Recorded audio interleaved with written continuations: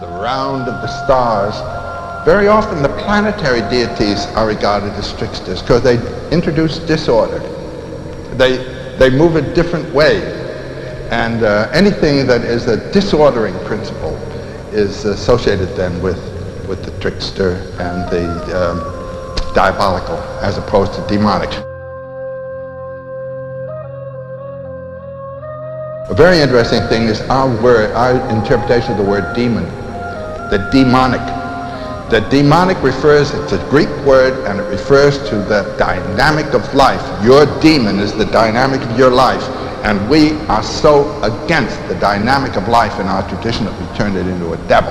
The word demon has negative meaning in our tradition.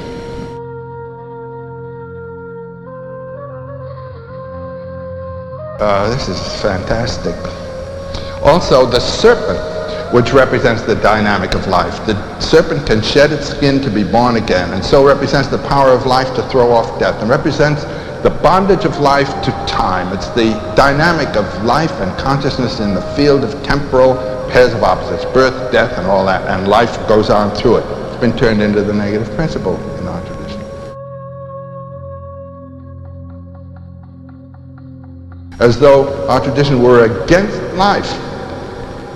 And so, since our tradition is against life, well, the deity himself is against life. And you have a deity who's talking about supernatural grace and virtue and all, with life as something to be, as it were, despised instead of celebrated, and the body as something awful rather than awesome.